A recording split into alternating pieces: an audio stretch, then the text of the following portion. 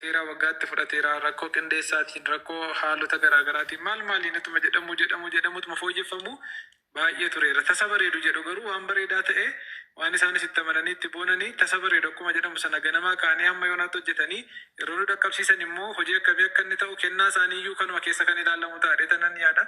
Dandeettii isaanii kanuma keessa kan ilaalamu taadhe yaada waan ta'eef hojii gaariidha. Namoonni obsaan akka nu eeggattan abdii qabnaa obsaan eeggataa akka jirtanii sana booda wal bira dhaabbachuudha ta'a gurra walitti horuudha ta'a wanti guddaan malee dhuunfaadhaaf jedhame wanti godhamu hin jiru garuu gurra walitti hora hamilee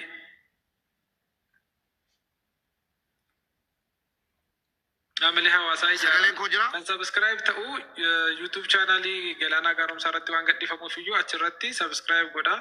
Mallattoo bilbilaa sana tuqaa yoo eegdaniini yeroo kaanis ta'uu isaa amma akka inni notification isiniif ergu godha. Egaa xiqqoo ishii isaan garee uumanii haa jedhan iyyuu malee garee telegiraamii irratti post maal godhan iyyuu malee artistoonni isaanii subscribe nu godha jedhanii maal godha jedhanii hin beekan. Nuti ofii beeknee haa goonu wantoota goonu baay'ee isaa jechuudha. Namootaafis share taasifama.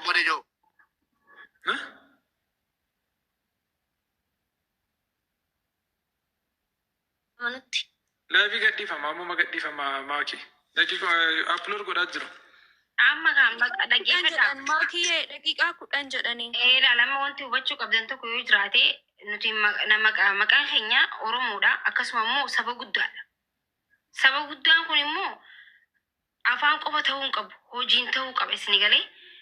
Kanaafuu laayivii gizee gadhiifame kuma 100 miti 200 oliin teenyee daawwachuu qabnaa jechuudha. Maqaa keenya eeggachuu qabna. Dhimma waloo keenyaati garuu maqaa keenya eeggachuu qabnaan ja'a galatoomaa. Dhugaa dubbachuuf barkanne maaki kan jiraayyuu kan guddise keenya numa dhadhaqee dhanneetu maal nuun jedhan jennee ilaaluudhaaf dhanneetu yoo riipoorti godhaa jedhame namni subscribe godha waan ta'eef cal jedhamee dhuma ilaallamuudhumaaf garaachuun lukkee maal jedhamee itti dhiifame jechuudha. Malee fiilmiin jiraas yoo laaltane aartiin jiraas foolowarsiin jira fakkeenyaa fi kanumti warri nuti jaallannu afaan Amaariffaa dubbatanii kan guddatu namoota keenyaanidha. Namoota isaanii caalmaa namoota keenyatu afaan Amaariffaatiin afaan Oromootiin ajandaa isaan godhata mana manatti itti dubbata. Sana booddee immoo mataatti ba'anii siif hin caa'u booddee akka buusuu hin dandeenyetti fannistaa jechuudha. Teenyee fannisnee dhaabbannee fuudhuu dadhabne dhaabbannee buusuu dadhabne akkuma jedhan sana ta'a jechuudha. Kanaaf namoonni kaleessa dhattanii dhaggeeffatanii aartanii irra deddeebitanii walaloosaa barreessitanii ergaasaa hubattanii nu hubachiisuudhaaf yaaltanii ammas yeroo galoonfaan yeroo yoosiin faanii gadhiisanii akkuma sana caalma aantummaadhaan akka raawwattan kabaja olaanaadhaan gaafannaa. Xiiqiin namatti dhaga'amuu danda'uudha qaba. Jibbaaf godhe teediin nama dhuunfaati jechuun hin danda'ama. Garuu teediin waggoota 20 oliif ekspiriyaansii ajandaa siyaasaa jibba leellisuudhaan muuxannoo biyya kana keessatti qabudha. Waggoota anuu kanan beeku waggaa 21 oliifidha. Umurii namoota baay'eetidha. Biiftuun waggaa 21 darbuu dhiisuu dandeessi. Isheen hin dhalanne hogguunni ajandaa uume uummata wal nyaachisu jechuudha. Hogguunni ajandaa uume jibba hawaasa Oromoo irratti namicha sicha Oromoo ajjeeseen maaliif akka nurratti faarsite guu jedhamu lakki hojii qulqullummaa hojjete malee hojii ajjeesuu miti. Harka muruu fi harma muruun seenessadha malee dhugaa miti maal jedhee akka inni itti baddallee fi boykoot godhaa turre waan inni isaan ispoonsara godhee fi nama laayyoo ta'eetii miti. Ajandaa kennuu ni danda'a. Dubbii facaasuu ni danda'a. Jibba leellisuu ni danda'a. Obsaatti maqaan taane maxxansuu ni danda'a. Maakitti maqaan taane maxxansuu ni danda'a. Akka walootti immoo maqaan taane nutti maxxansaniiru. Akka nuti maaliifin nu madeessitu irra deddeebitanii madaa keenyatti bubbuutanii hogguu nuti jennuuni bagaa jedhamnee akka nuti madaa keenyatti siqnu nu taasifamaatti kan turedha waan ta'eef iyyuu jajuudhaaf utuu hin taane azmaariidha. Nama barumsa muuxannoo hin qabnedha. Silaa barreeffamoota garaagaraatiin qorannoo garaagaraatiin waan dhugaa hawaasa keessa jiru dhugaadhaaf jiraata dhugaadhaaf dhaabbata ture. Garuu arrabsoodha hojiin isaa. Qeequudha hojiin isaa. Nama namoota ajjeesan leellisuudha. Rakkoonni mootota darbanii maalidha jedhee hin dubbanne taanaan immoo seenaa qofa ta'uu hin danda'u. Gaafachuu danda'uudha qaba ture. Sana hin goone waan ta'eef iyyuu nurratti warra nu ajjeese leellise. Qorattoonni seenaa immoo lakki akka leellifame kana miti seenaan isaanii jedhanii lafa nuu ka'anii qorataas jiru qoratameeras dubbifamee mirkaneeffamuu ni danda'ama. Kanaaf akka laayyootti waan laalamuu miti isinii jechuu barbaade tanan waardiyyaan jira kana ni beekti poolisiin jira dhageesseetti akka waan nuti lafa weerarreetti akka waan nuti magaalaa Finfinnee guutummaa guututti to'annee orma keessaa buqqisneetti yaadamuusaa gaarii miti. Dhugaa sana gaafatu taanaan jechuudha. Maal akkan amanu na gaafatu taanaan abdii illee dheengadda maal jedhaa Oromoo irratti waan an dhaqqabsiiseef bara sirna kiyyaa bara bulchiisa kiyyaa waan an Oromoo irratti dhaqqabsiisee fi nan gaabbaa jedhe dhiifaman gaafadhan jenne nan gaabbaa jedhe. Kana jechuun maal jechuudha? Utuu adda daanecharra kaa'anii xaraganii nu balleessanii gaabbanii natti tola. Nin gaabbina waara buqqisoo keejjattetu jedhanii natti tola dhiifama jibbaa fi miti. Garuu nagaadhaan walii wajjin jiraachuu hin dandeenye taanaan isa harka turetti deebi'u abbaan qabeenyummaa isaati. Dhugaan isaa isa harka turetti deebi'u. Inni kaan akkuma biyya biraa viizaadhaan seennu viizaadhaan dhufanii seenan dirqama isaanii mirga beekanii mirga isaanii haa kabachiifatan. Kan kanarraa hafe nutti balaqqamaa hin jiraatin nurra jechuu ni danda'uudhaan ni qabnaa jechuudha.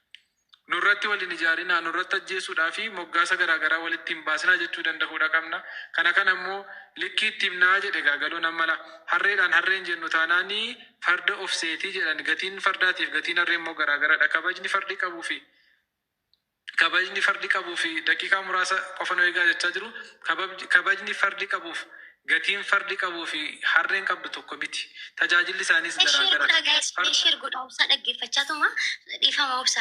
Sheer godha ibin nama 10,000 galuu qabna. Xiqqaanne yoo xiqqaanne nama 10,000 galuu qabna. Innaa hundi keessanuu pilis gizee tokko sheer godha. Maaliif sirba keenya akkanatti nama 6,000 teenyee dhaga'uu qabna. Yoo xiqqaanne nama 10,000 ta'uu qabna. Innaa hundi keessanuu pilis gizee geemitu unkaan kun waan xiiqii akkanaa sammuu keenya dhiiga keenya anamma waa'ee qabsoon beeku garuu sirba san gaafa dhaggeeffadhu dhugaa dubbannoo ta'e si fidee deema ofuma isaadhaaf geetaan waa'ee isaa hin beeku garuu bakka jechuun ani hin beeku akkana deemuu hin danda'u. Kanaafuu hundi keessanuu maal gootu sheer gootanii 20,000 30,000 nama 100 ta'e. Sagaleen koo yoo jaate soolaan jedhamaara soolaniin nu galchaa tokkoffaa. Akka gaafa soolaniin nu galchaa lammaffaa immoo geemii mubaarakitti laallamuu qaba sirbi isaanii. Liit akka ergi yoo jiraatte soolan. soolaniin nu galchaa lammaffaan immoo waa tokko sitti hima. Biftuun waa'ee siyaasaan beekuu jette biftuun. Biftuu koo miskiina koo dhimmi siyaasaarra darbee dhimma maalummaa keenya bakka jira miti dhimma maalummaatti galan malee dhimma siyaasaatu ta'e silaa callimnee iyyuu laalla. Si galee dhimma siyaasaatiin siyaasa dudduba kaan irraadha. Biyyaa ceenu hundeetti wareegametti maal akkasitti teenya laallutti wareegamna malee nus hin ta'e.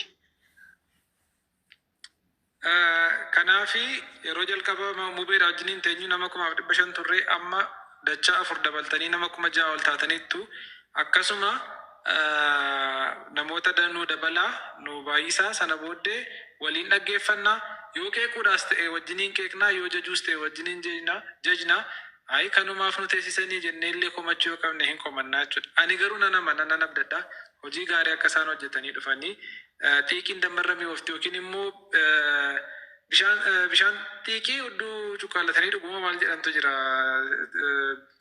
Xiiqiin sibiila nama liqimsiifti kan jedhus ni jira waan ta'eef xiiqiitu isaaniini hojiitti gashee waan ta'eef bu'aa hojii isaanii immoo daqiiqaa muraasa gidduutti nu beeksisu upload godhamaatti jira waan qulqullina qabuu fi meegabaayitii guddaa ta'etu fe'amaa jira waan ta'eef neetworkii Itoophiyaatiin hamma yoonaanuu jalaa ture malee hamma nas jiru kanattu waan gadhiifamee yookiin immoo upload ta'ee xumuramudha. Asuma irratti jirru daqiiqotuma muraasa gidduutti utuu sa'aatii 7 walakkaa afaan ta'in gadhiifamee deemnee ilaallee sheer kagoonu ta'a. Maakiin faan viidiyootti hojjetu, mubeen faan viidiyootti hojjetu, namoonni as jala jirtan hundumti keessan iyyuu maakiin yeroo 20-30 ol jedhan gubanne tiktaak akkaawuntiin kee. Haara gubatee miliyoona tokko hundaan gubate deengadda. Anamma isa kana hin beekun ture har'a reefuun foloosii erge iyyuu ganama isa argeetanan jechuudha. Kanaaf namni of tuffachuudhaan qabu hundumtuu tiktok kireetarii ta'uu danda'a. Akkatti Adunaa faan eenyuyyuu bakkaan foloorii 1,000 hin qabaatin tokkorraa jedhee jalqabeetu amma miiliyoonotaan qabaachuu danda'e 100,000 qabaachuu danda'e waan ta'eef iyyuu of hin tuffatinaa yaada qabdan ifaan ifatti dubbatadhaa. Akka dubbachuu dandeessanitti dubbisaa akka dubbachuu dandeessanitti beekuudhaaf yaalii godhaa kan kanarraa fi oolmaa keessan tolfattanii saba keessaniif sagalees wabiis beekumsa mataa keessaniitti illee gabbifachuu dandeessu waan ta'eef iyyuu ani nama of tuffatu hin jaaladhu ofirratti hojjedhaachuu barbaadetananidha. Yoo utuu beektanii yoo calliftanii ibsaa gaanii keessaa taatu ibsaa